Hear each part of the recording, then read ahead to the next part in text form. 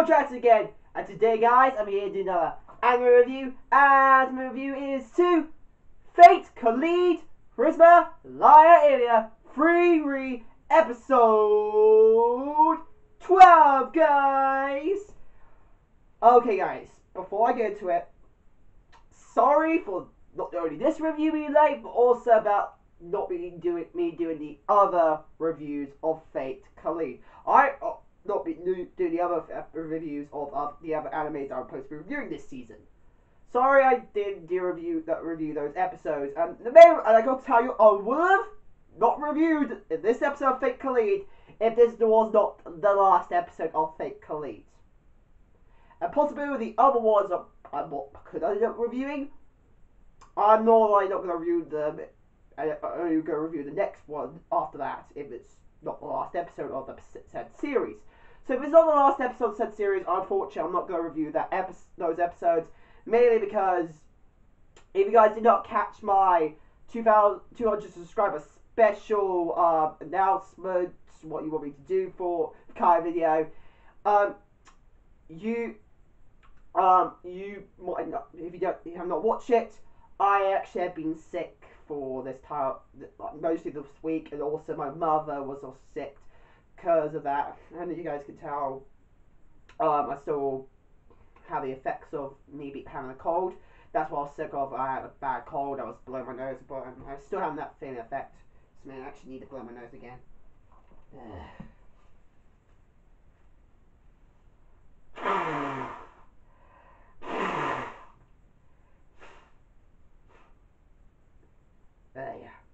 So yeah, guys, I'm still feeling the big effect, but I was not as bad. I wasn't as bad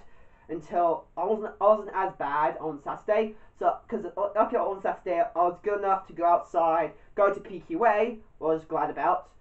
So, but most of the week I had to take care of my mother and my sister who had the flu, and I ended up catching the cold side of the flu, and yeah, pretty much had to skip college the entire week. So I'm a bit pissed off about that because I don't want to skip a fucking week of anything, because I know that's going to affect me down the line. And not just, we talk about teamwork based courses I go on. So best idea is not to stay up at all, because you're going to affect the entire group. So I know that I have to apologize instantly to my group and my teachers why I wasn't. I have to explain why I was not in, because I know that I contacted them on Tuesday that I won't be in on Tuesday because I have to take care of my mum. And lucky for me, Wednesday was my day off, so I couldn't do anything on Wednesday because it was a day off. So I know I have to be off from college. But the other 2 days, I can't deny. First, I forgot to contact them and won't be in. But yet again, also because my cold felt so bad, I couldn't hardly do anything, and I got so distracted by my cold, I couldn't contact my teachers for college anyway, so I couldn't reply them I won't be in for that week as well. The only time in that week I went to college was Monday, and I was feeling completely fine then, until, like I said, majority of the rest of the week I felt shit.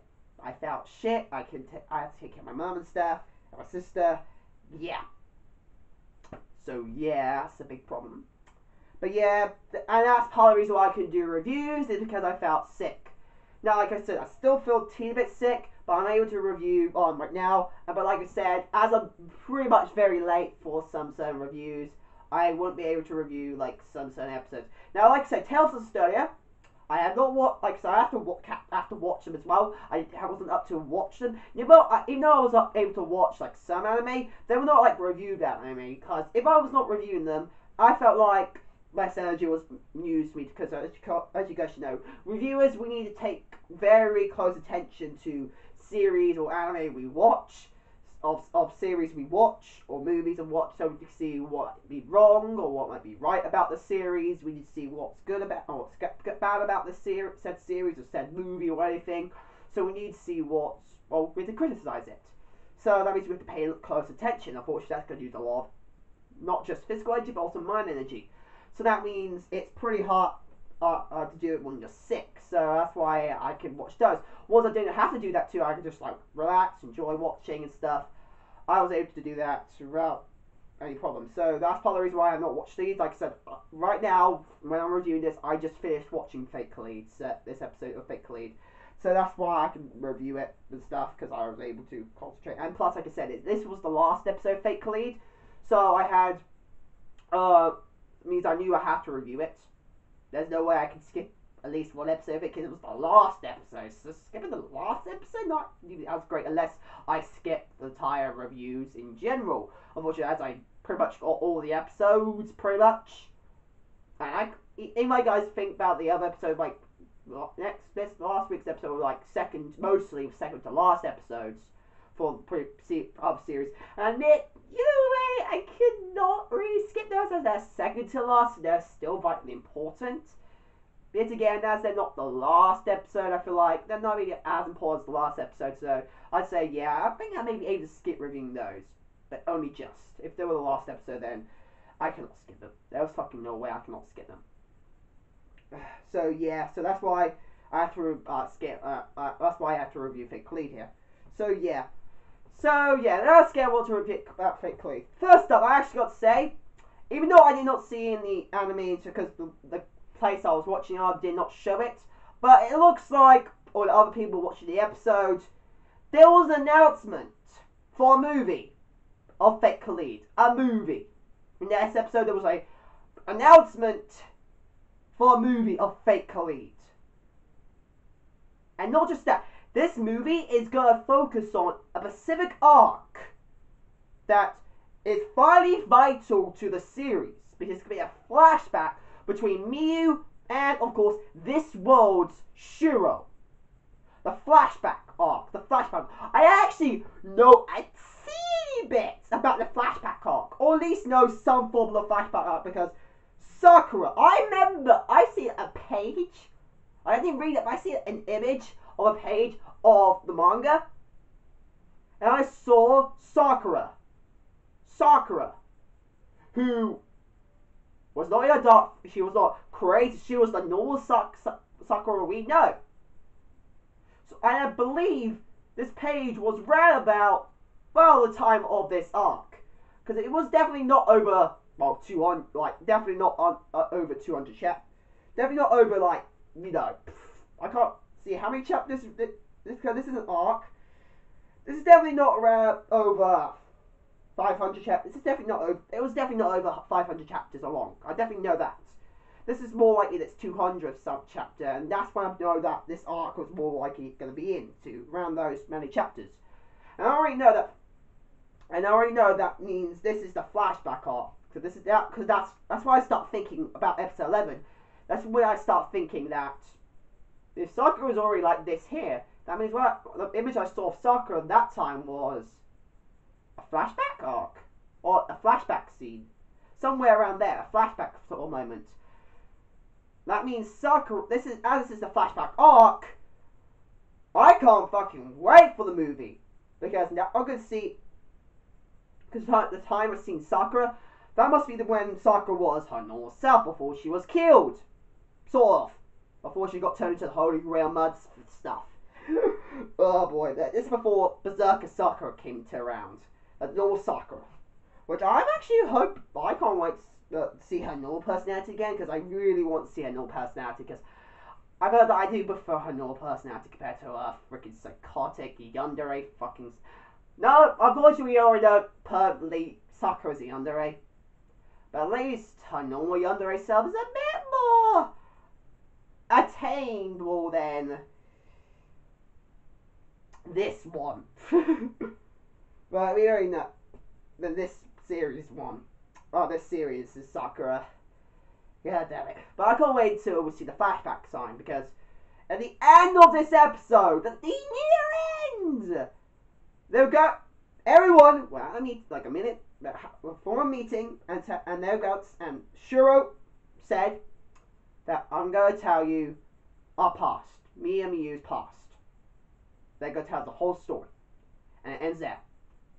No preview or anything. And we already know this is the last episode of Fake Kaleid. So, that's when it's supposed to be an announcement of the movie, which I didn't get a chance to see. I didn't get a chance to see because of the video, the system I was watching on didn't show it. So unfortunately, I couldn't see the preview or the movie. But yeah, this is the last episode officially, and it said the movie conclusion about telling the movie of the new arc. And actually, in a way, I'm actually glad it's a movie. Main reason why I'm glad it's a movie, is because it means that the next arc after that one, they're gonna have more better pace and more better animation for that one because they're able to organize it better. Because I can't deny, even though I liked last week's episode, I completely should have paid more attention. Like I said, I didn't fully pay attention to that session, but I actually noticed the animation wasn't actually as great and was quite rushed. I was surprised myself. Like other critics, they say it was rushed. Like, oh crap, it was. I would think about it. Oh fuck, I should have done the review a lot better. But yeah. My review last episode was actually, I could say, oh fuck, I should have reviewed that episode a lot better. But yeah, the animation was actually quite off. And in a way, yes, this episode's animation was quite off in fight scene as well, if you think about it. The animation there, like, it was still good, better than last week's episode. But I got to say, because for the certain scenes it was doing, it was better. But still, a bit lackluster last episode, so yeah, like not as bad for what I expected last week's episode, but this episode did very well, and I just hate that it's ending a little bit because, I want more information. Damn it. I wanted more information, but now I can know that the next arc's gonna be a movie, and because of that, it's gonna help the budget. It's gonna help the budget of the series. So, and as it's gonna be a movie, and this arc. It's been fucking important movie arc, which I definitely know it's gonna be, because it's gonna help us find hidden gems or hidden sides of the series that we need answers for, and not specific answers. We also need like questions that been going in people's heads. We need answers about. We need answers, and being that there's gonna be a movie for it. There's gonna be a movie for the next arc. The next critical arc of the series. It's gonna help with budget very well. Now, we even know how they're gonna do the movies, how they're gonna do them, but we don't know if it's gonna be multiple movies, or we don't know if it's actually gonna be a one complete movie. So for what I know, one complete movie, just gonna be one movie, which I'm gonna have it sustained for. How long is that movie gonna be? If it's 2 hours long, okay, I somewhat accept it. But if it's only like I said, 2 hours and 30 minutes, I'm gonna be alright with. But if it's gonna be like an hour and 30 minutes, or 40 minutes, for some reason, that is still counts as a movie. But I know that an anime episode can be last that long. But if it lasts for that long, an hour and 30 minutes, I'm gonna feel a bit of sustain for it. Why? Because that means they're gonna fucking rush the shit out of it.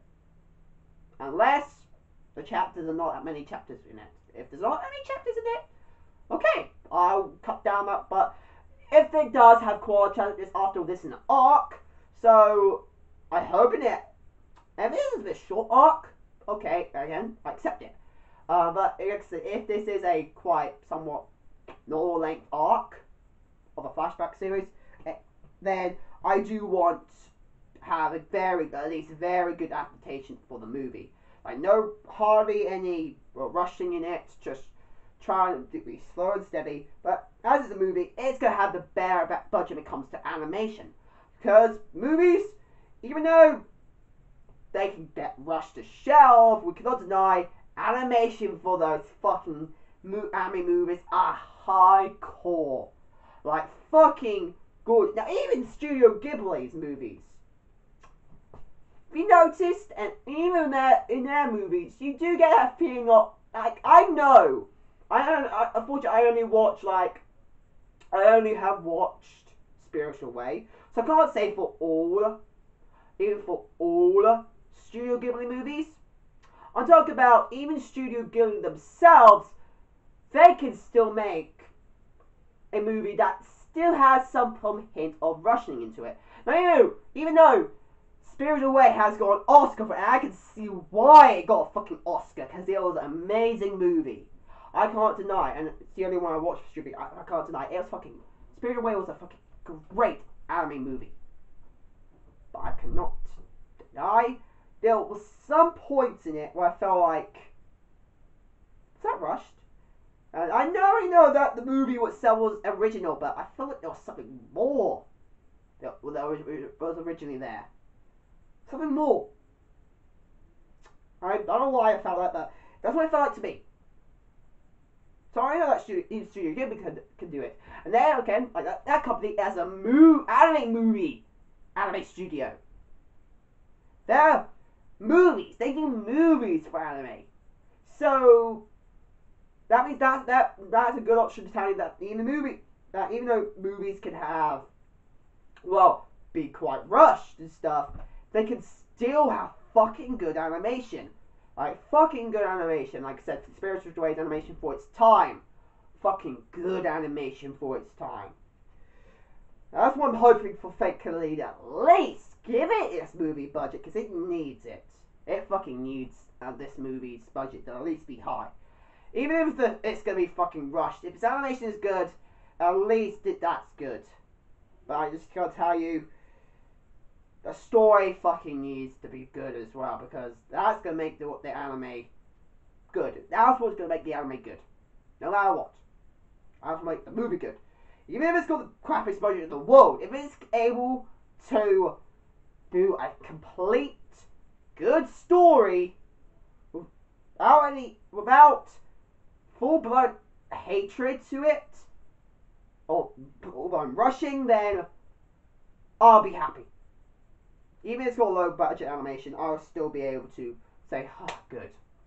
Now let's get into the episode in general. In this episode most of the episode was the conclusion of the battle between the Ainsworth family and Illya. Well, not the complete conclusion, but the conclusion of, well, destroying the big muds, destroying the big holy grail muds that summon these heroic spirits, these phantom heroic spirits to life. And the conclusion, I gotta say, whoa, Takana-san, you can split your body parts up, like you can split your body parts about and turn them into weapons? Like Takana-san, what she did, she took her arm off and threw it in the air. And Illya finds it in sword form. And they did not even know that was Takana-san's arm. And Illya grabbed it. Now, we already knew it was Takana-san that threw it. But if it wasn't Takana-san, just see it heat. Without seeing Takana-san, if we did not see Takana-san, it was instantly know that's Takana-san's weapon. Or at least something from Takana-san, because it had heat. We already know the only character we know that could bring forth this amount of heat was Takana-san. And seeing that, oh my god, that sword looked badass, but yet again,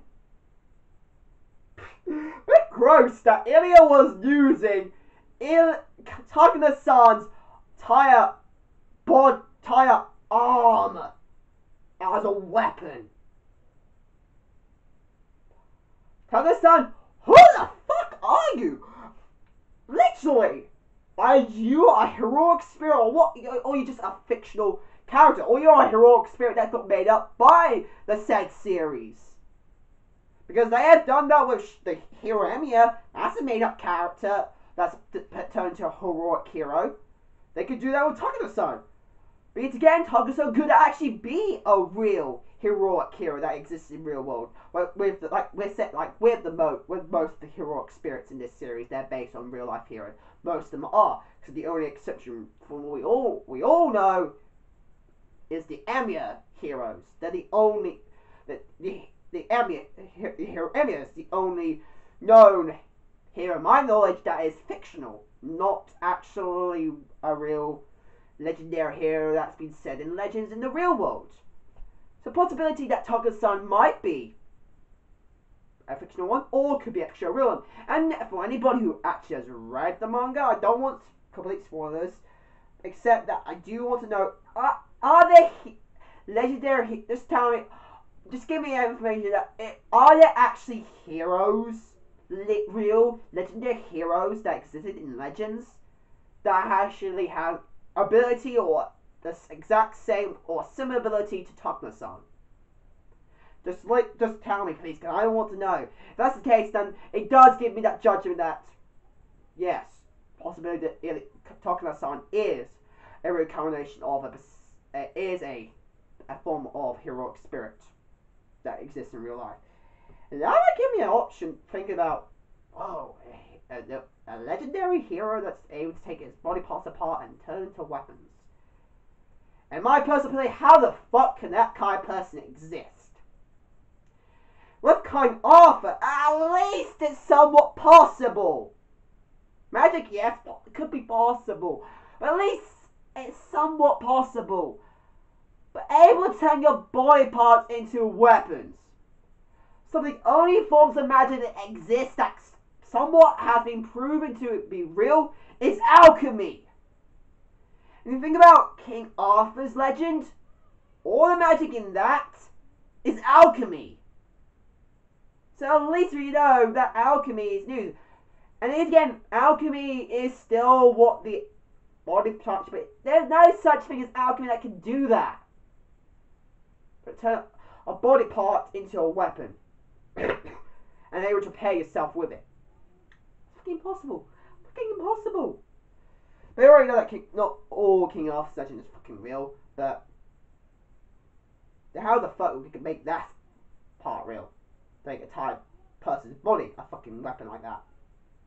That could take their body parts off and use it as a weapon.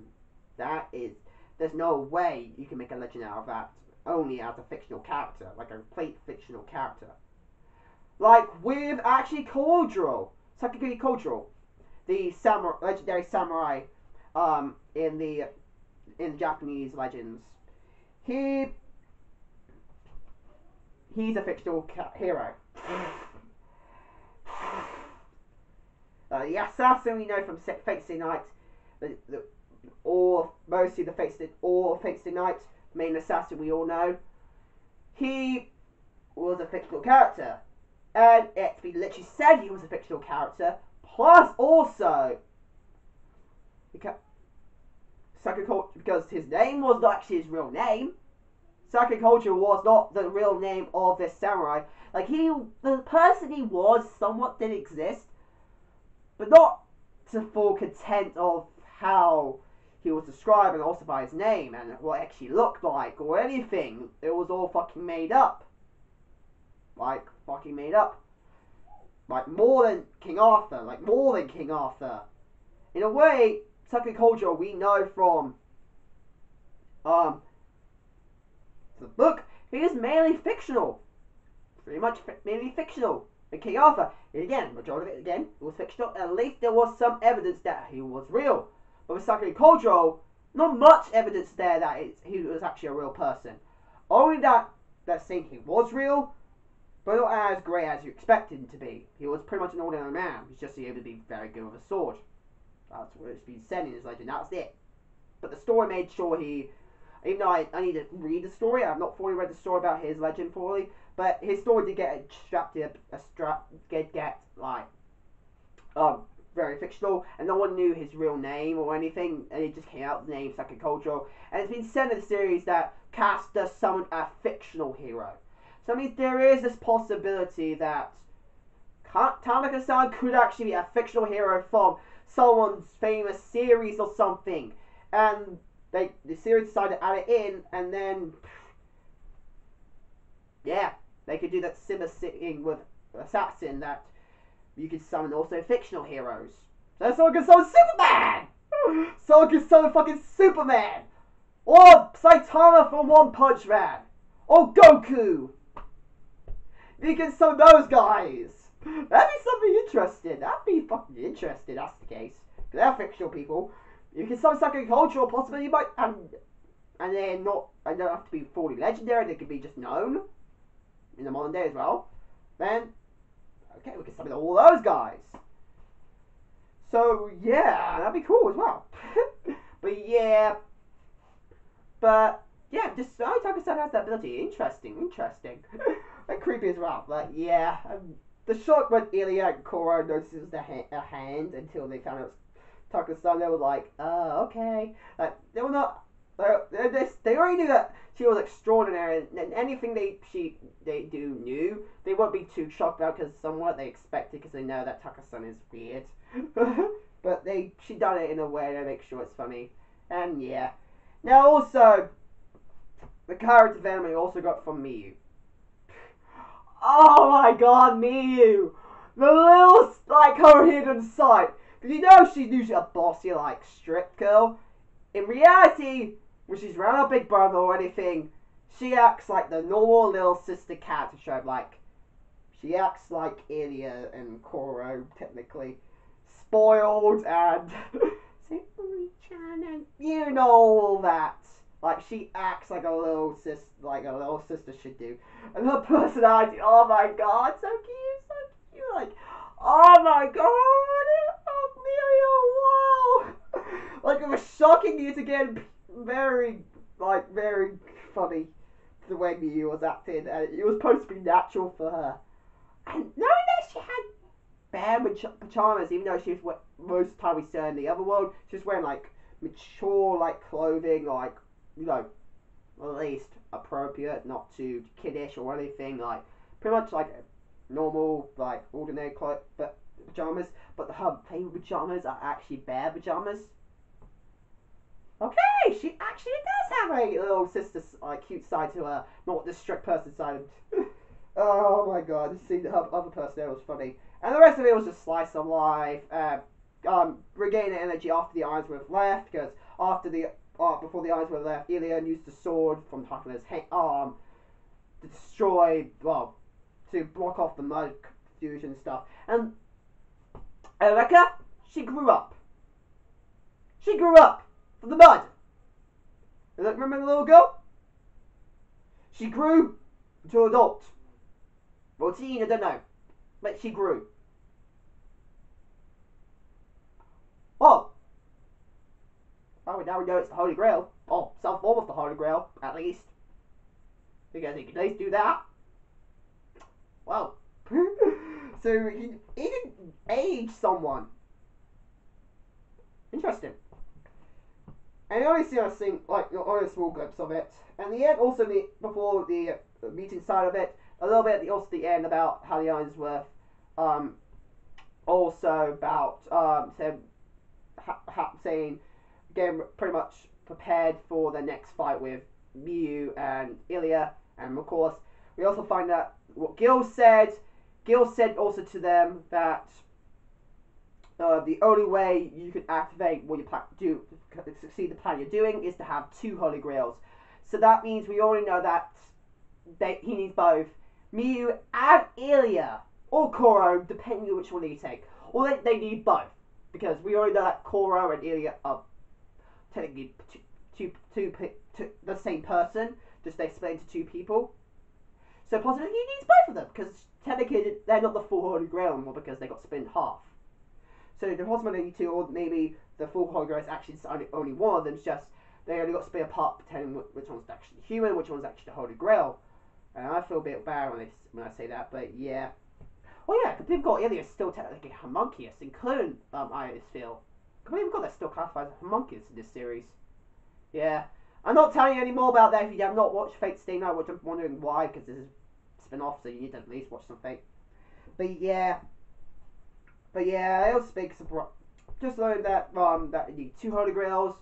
Well, not a big surprise, because I feel like Illya does need some connection that involves the Holy Grail being used, because we already know that she was the main Holy Grail to begin with. So we see some full connection that involves her being the Holy Grail. Now we see the connection that she needs to be the Holy Grail for is because of what the Ironsworth family plan to do. And I can't wait for the next arc, because next, like I said, I can't wait for the fucking movie, because it's going to be fucking awesome. I really want to know about the backstory between Miyu and Shiro of this world. And also Sakura, like I said, I want to know why she became this psychotic in this series. I don't know why the main Fate series did it, but I want to know what Fate Kaleid made sure why she's so psychotic and why she came back to life. But yeah. But anyway, guys, that's all I got to say. Like I said, animation, more better than last week's episode, but yeah, it was alright. But anyway, guys, that's my anime review to Fate Kaleid. season Fake Kaleid, Fake Kaleid Prisma Illya 3 episode 12, guys. Hope you guys like it, because chat fans today. If you guys want to send me email, and I go in the description down below, my address down. Yeah. Hope you guys like it, because chat fans today. And if you guys like it, comment, like, subscribe, and I see you guys later. And yes, this is my last review for Fake Kaleid. So, bye guys!